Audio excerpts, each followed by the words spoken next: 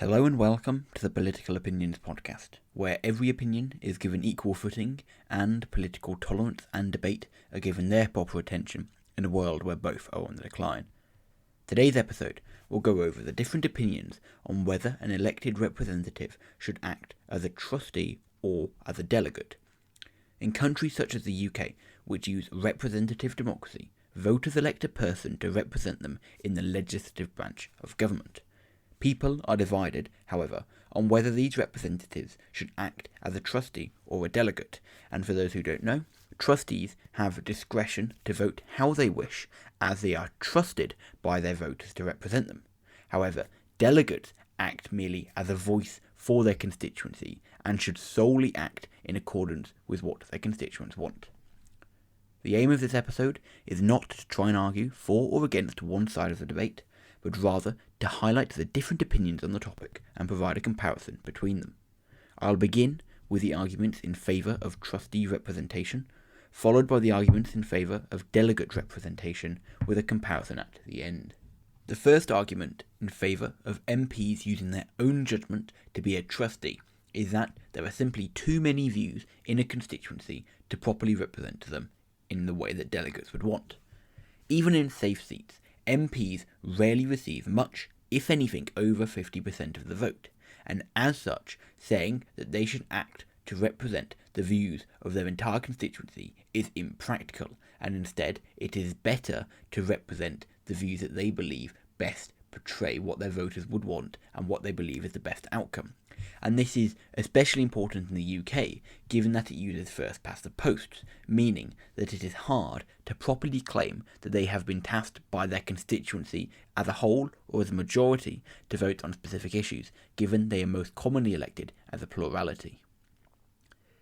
MPs are also part of a chamber which represents the entire United Kingdom, and as such, sometimes what is good for one specific constituency may be bad for the country or nation as a whole.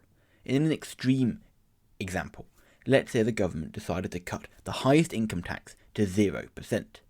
This may benefit a specific constituency if the voters are predominantly very rich, but it would, as a whole, be catastrophic for the UK, given the high fall in tax revenue, meaning the entire country has much less money to spend on important things such as infrastructure and critical services.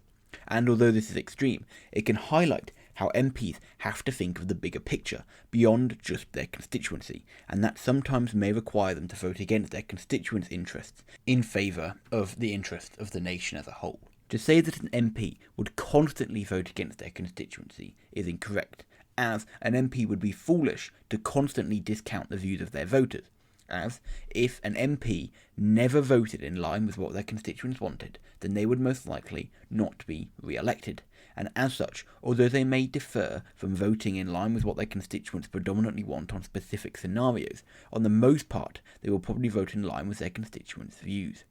Also, in UK elections, the constituent likely voted for a party, not a person, and due to party whips, the MP that is there is most likely going to vote in favour of the policies of their own party, hence the party that they elected them, assuming that they are the government, or if they are the opposition voting against those policies. And as such, most of the time, the specific MP is not going to simply go haywire and vote for anything they want to, even if it goes against their constituents' views, given that, again, they have to be re-elected. Some may also believe that elected representatives, being constantly involved in lawmaking and at the heart of politics, are thus more educated and informed to vote on issues in comparison to ordinary voters. Some may argue that voters even are ignorant and think often with their heart more than their head, and as such it falls to the MP to make the best decision as to what to do. And this is furthered by the idea that an MP's role is to provide leadership and guide their constituents in the best direction. These people are trusted for a reason.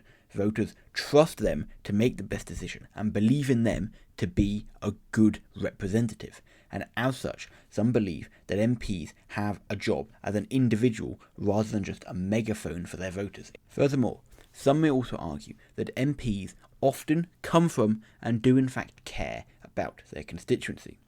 all one has to do is look at the high number of MPs on both sides of the Brexit debate which rebelled against the policies of their party in favour of what their constituents wanted. Particularly constituencies in the north and on the south coast involved in fishing disputes with Europe. The MPs there were particularly important in pushing for Brexit on the basis that their constituents were in favour of it. And finally, sometimes MPs need to have the freedom to take a political bullet wound and vote against their party or constituency and do what they believe to be right. Although an idea, especially in the age of populism, may be widely supported, it may also be objectively bad, although the way people define it may be different. And so, regardless, MPs need to be able to vote against things such as this, which are bad, and should not be bound purely to the will of their voters, as, on this side of the opinion, voters can often be wrong. Moving on now to the idea that MPs should be delegates rather than trustees. Firstly, on the issue of elections, although people vote for different parties, their vote comes down in general elections to a large selection of policies.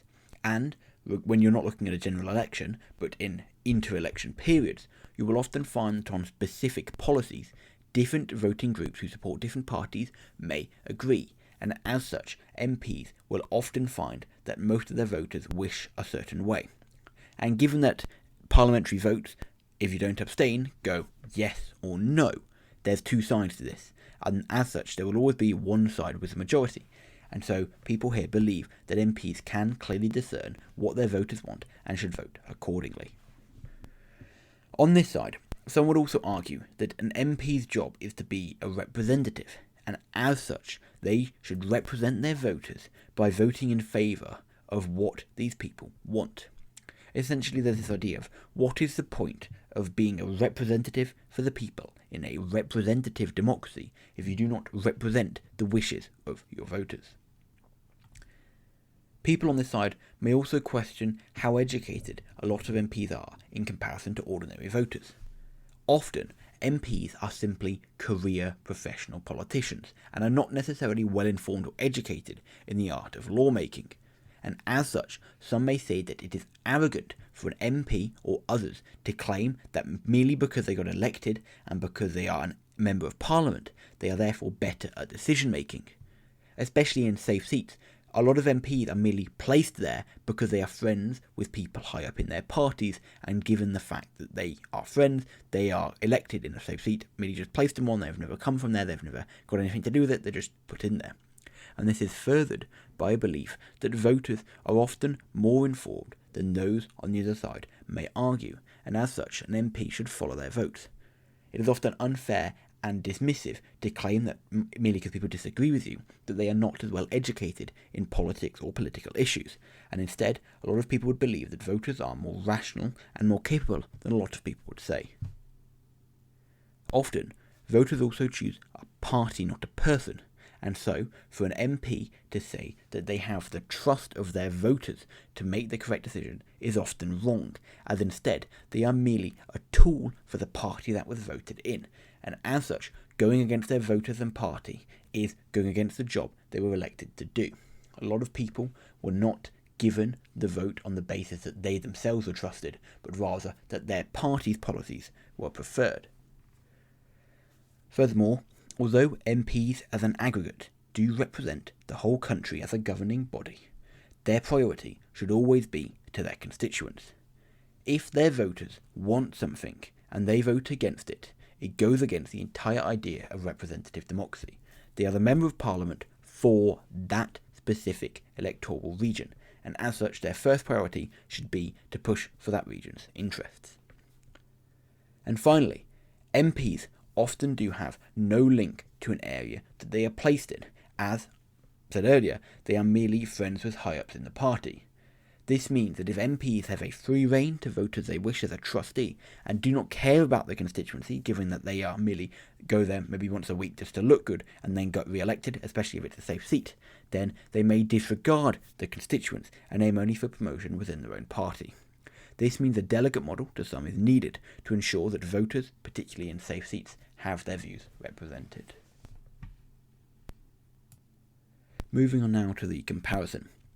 Firstly, in knowing what their voters want, those in favour of a trustee model believe that it is impossible to truly tell, due to plurality voting and a wide abundance of views, what a specific constituency wants, and as such it should be up to the own individual MP's discretion to view what they believe to be the most important result for their constituents and vote accordingly.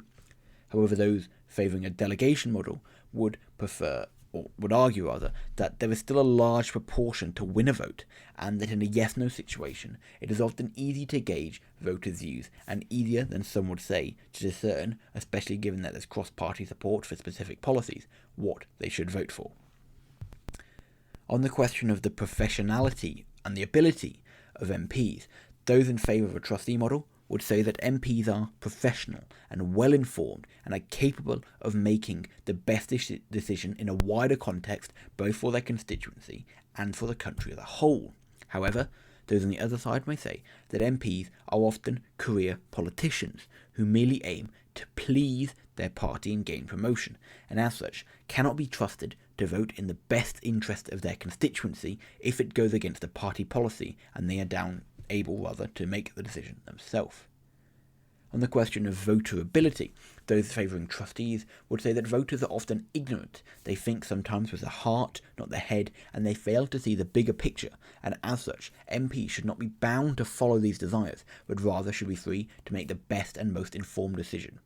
However, those on the other side would say that voters are more informed than some people may believe, and are often able to make the best decision for themselves, that MPs shouldn't be arrogant and disregard the views of their constituency on the assumption that they are uneducated.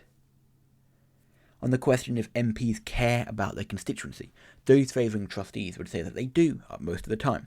Many MPs have lived there, they have personal interest in seeing the best result for their voters. They have to go around locally to win the vote, and as such, a lot of MPs do truly care about their constituency, and even if they're free to vote as they will still vote in favour of that constituency.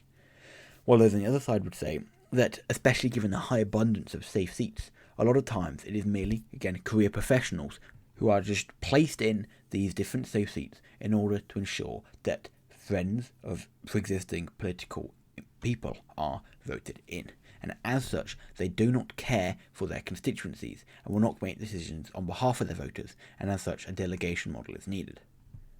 On the question of can MPs disregard their votes and the voters they are representing, those in favour of a trustee model would say that they cannot. They must vote mostly for their constituency, as if they don't, they cannot be re-elected. However, the ability to have some freedom and leeway on specific issues is important. However, those on the other side would say that in many safe seats, MPs can vote for whatever they want and they will not be removed on the basis that it is a safe seat. On the question of the role of an MP, those in favour of a trustee model believe that MPs should be a leader for their constituency and should make tough decisions in favour of the bigger picture. Otherwise, you may as well exist in a direct democracy, and that these people have been trusted to use their ability and their expertise to make the best decision possible for their constituents. However, those on a delegate model would say that an MP's job is to be a representative and to act in favour of their constituents. It is merely a means of simplifying the voting process from the entire nation down to a small group who are able to debate, and the people who are debating should be arguing and voting in favour of what their voters want. And then finally, on the question of should MPs be allowed to make these so-called tough decisions, those favouring a trustee model would say that sometimes MPs need to have the freedom to make tough decisions, even if it means going against their voters and their party in favour of the bigger picture. However, those on the other side would say that it is often arrogant for MPs to claim this. Their job is to represent their people and to not be almost a sort of messiah arguing for this grander world view. It's not that complicated, and instead they should purely be there to vote for their constituents. Overall, Those supporting trustee representation believe that MPs have an important job, which requires the freedom to go against their voters if necessary, and these people favour the MP's judgment over the voters and believe that the role requires leadership and the courage to take decisions, even if it goes against those of their voters, in favour of the bigger picture. However, those supporting a delegate representation believe that MPs are often career politicians who do not care for their constituencies and so should be required instead to act as a delegate to represent them. These people say that MPs are representatives and nothing more. The UK system seems to favour a blend of the two, and often it depends upon the specific constituency you're looking at, with different MPs and different voters reacting to this in different ways. Ultimately, changes in safe seats can occur, so an MP must always balance their belief in their work with the only thing that truly matters regarding their future, which is being re-elected. But anyway, what do you think on this issue? And is there anything that I missed or got wrong or could do better? Let me know in the comments or on Twitter. And be sure to check back on Monday for another episode. Thank you for listening, and I hope to see you all soon.